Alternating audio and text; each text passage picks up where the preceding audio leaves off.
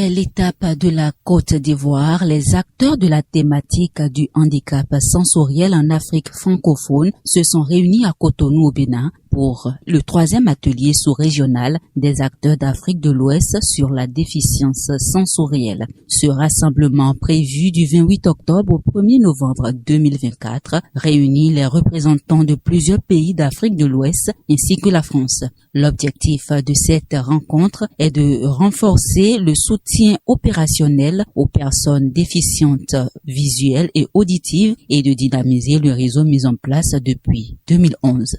Les personnes en situation de handicap ont eu, dans les décennies précédentes,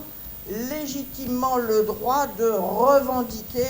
leurs droits des politiques publiques pour elles, mais elles sont aussi actrices de l'évolution de toutes les sociétés. Lors de l'ouverture des travaux, les acteurs ont salué les efforts des dirigeants ainsi que leur engagement pour une meilleure intégration des personnes handicapées au sein des instances décisionnelles. Christelle Maréchalet, responsable d'un centre d'accompagnement pour personnes handicapées en France, a insisté sur la nécessité d'appliquer des lois existantes afin d'améliorer les conditions de vie des personnes handicapées à travers l'Afrique. L'idée, c'était vraiment d'outiller les associations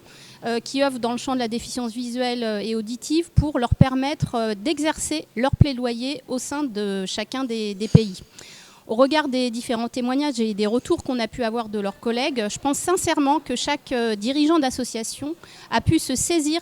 et exercer un plaidoyer dans chacun des pays. Les participants de l'initiative Déficience AO engagée pour une meilleure intégration des personnes avec des déficiences sensorielles espèrent faire avancer le plaidoyer pour une prise en compte accrue dans les politiques de santé et d'éducation. Nous espérons le 5 jours que nous allons faire ensemble de voir parcourir le projet Déficience AO pour voir ce que ça a marché et ce que ça n'a pas marché pour qu'on puisse donc améliorer ça correctement. Et aussi de revoir, il y a aussi au niveau de certains pays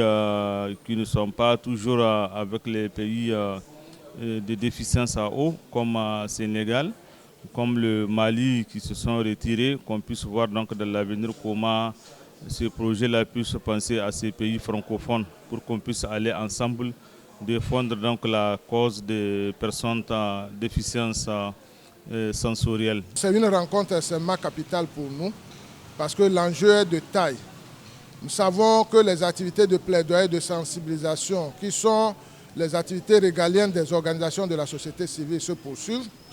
mais c'est des actions qui ne donnent pas immédiatement les résultats. Maintenant, nous, notre ambition avec ce projet Déficience AO, c'est d'aller au sens où les actions que nous engageons impactent la vie ou le vécu quotidien de nos personnes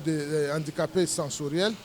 mais également ouvrent les portes à la mise en place des cadres légaux de protection, de promotion des personnes handicapées dans nos pays. C'est extrêmement important parce que nous voulons que les personnes handicapées se retrouvent confortables dans l'éducation, bénéficient des droits humains en matière de santé et soient également bénéficiaires, actrices et bénéficiaires des actions en matière de promotion de l'emploi pour les personnes handicapées.